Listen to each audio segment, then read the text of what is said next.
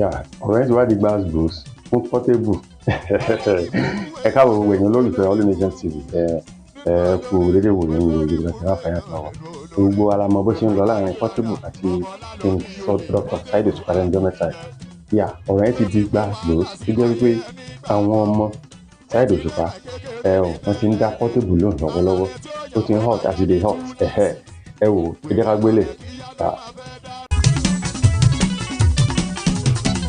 Olórí burú èèyàn olórí burúkú nínú olórin, olórí burú èèyàn nínú olórin, òpònú ayírada ọmọ olalomi olè Portable àbùkìjẹ.